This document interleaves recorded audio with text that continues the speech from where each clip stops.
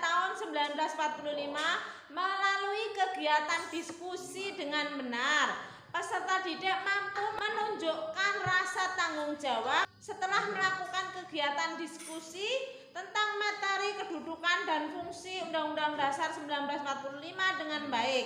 Yang ketiga, peserta didik mampu mengembangkan sikap toleransi terhadap pendapat teman sebagai wujud penerapan kedudukan dan fungsi Undang-Undang Dasar Negara Republik Indonesia tahun 1945 dengan kegiatan berdiskusi dengan baik. Dulu tentang sistem.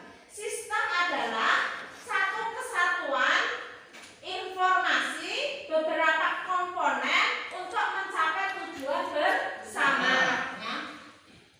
Analoginya seperti apa tentang sistem hukum nasional di Indonesia? Boleh silakan dilihat di sini. Ya, ada organisasi pondok dengan organisasi negara. Ketua ya, bagian pengasuhan, bagian sekolah, satunya santri yang ulil albab, berakhlakul karimah, ya, dan cerdas. Ya. Jadi salah satu tujuan pembelajaran yang ada di pondok itu seperti ini. Ya. Analoginya apa dengan organisasi negara yang akan kita pelajari? Sistemnya apakah sama? Sama. Ya. Samanya bahwa negara, organisasi negara, ya, menurut Abraham Lincoln, ya, itu ada eksekutif, ada legislatif, ada yudikatif. Apa itu eksekutif?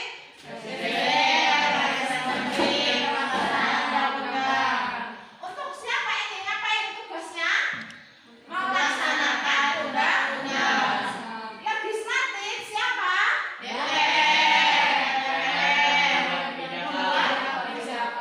Lanjutannya ada yang namanya yudikatif, Mahkamah Agung, Mahkamah Konstitusi sebagai pengawas pelaksana undang-undang.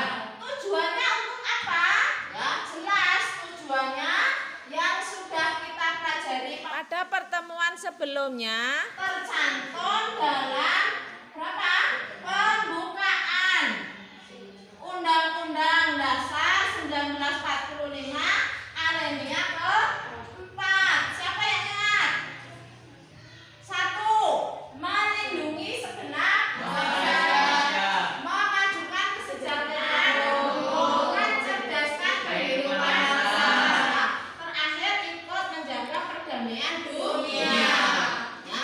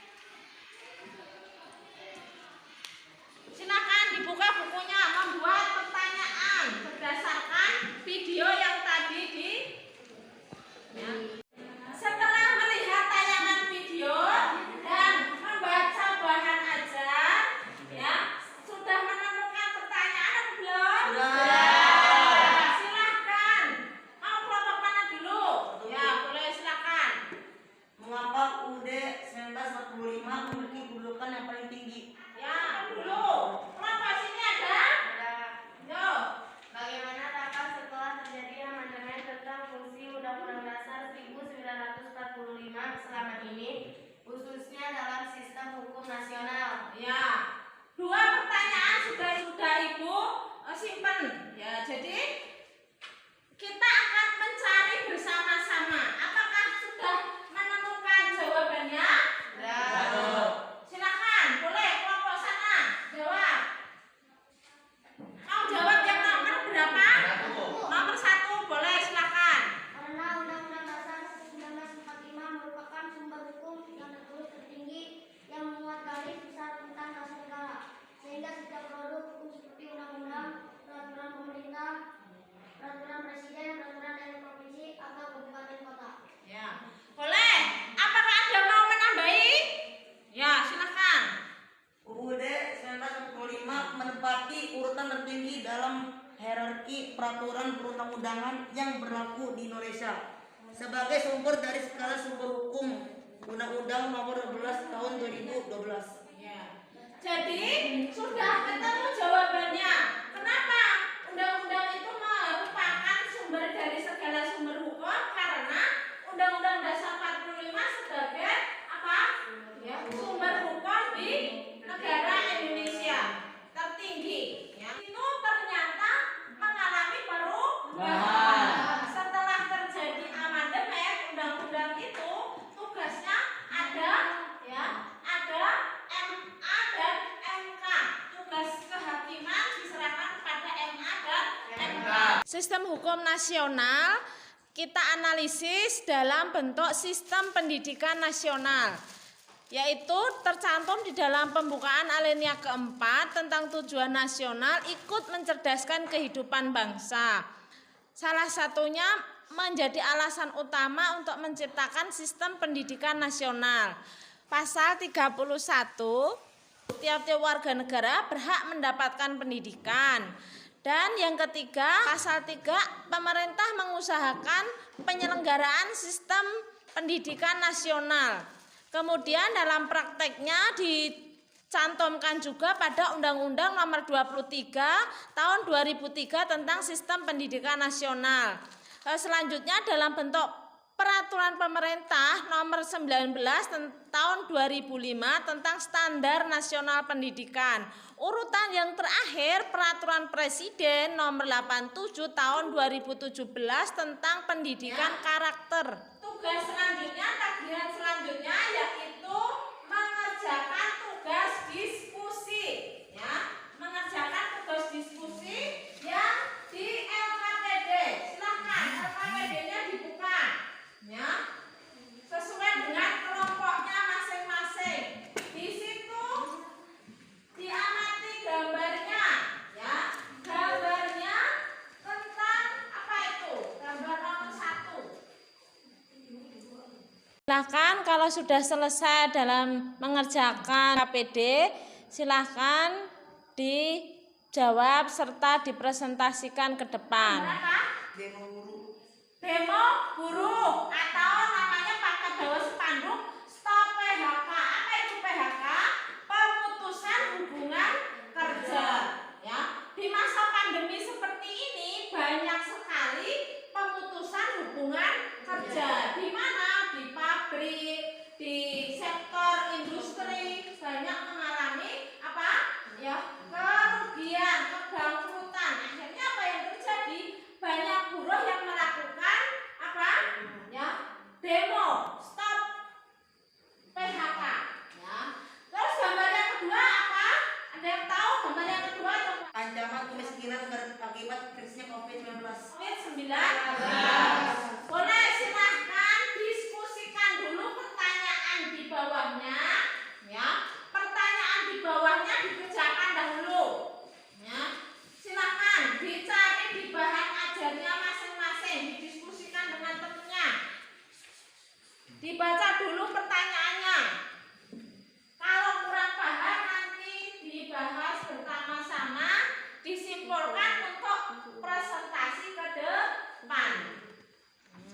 Silakan dikerjakan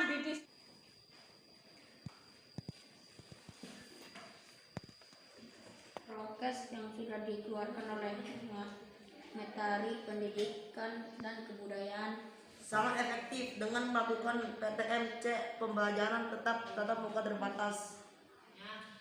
berarti perlu Ibu tekankan lagi di sini satu, bahwa pemutusan hubungan kerja itu merupakan apa? Tindakan alternatif yang terakhir. Boleh, tetapi harus mengedepankan apa dulu? Kesejahteraan masyarakat Indonesia. Tujuan negara Indonesia jelas, salah satunya apa tadi? Ya, melindungi segenap bangsa Indonesia, memajukan kesejahteraan umum. Ya. Melindungi kebutuhan rakyat supaya tetap berjalan seperti biasa sebelum terjadi COVID-19.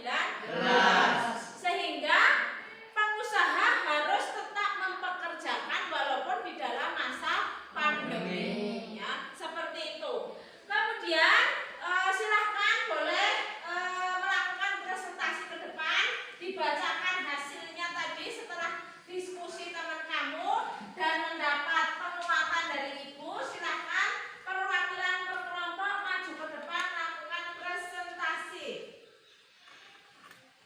Kelompok mana dulu? Kelompok 1 boleh, silahkan maju ke depan. Bagaimana pendapatmu dengan adanya PHK akibat pandemi COVID-19? Tidak setuju. Adanya pemutusan hubungan kerja atau PHK perlu solusi lain agar tidak terjadi PHK. Pihak pemerintah harus ikut memperjuangkan hak pekerja dengan pengampunan pajak untuk para pengusaha agar tidak terjadi PHK. Apakah yang bisa disarankan untuk mengurangi pandemi COVID-19? Sarannya, memakai masker, mengurangi kerumunan, melakukan vaksinasi, mencuci tangan memakai sabun, mengurangi bepergian. Efektifkah dengan peraturan Perpres yang sudah dikeluarkan oleh Menteri Pendidikan dan Kebudayaan? Sangat efektif dengan melakukan PTMC, pembelajaran terbuka terbatas. Bagaimana peningkatan kesadaran untuk tertib hukum dalam kehidupan sehari-hari? Perlu ketegasan para penegak hukum terhadap para pelaku usaha yang melanggar PRT 1945 dengan menutup tempat usaha. Terima kasih presentasinya. Ada yang mau menanggapi? Tidak, Bu. Tidak. Mulai tepuk tangan kepada teman kami. Wah, silakan. Siapa yang mau mempresentasikan ke depan?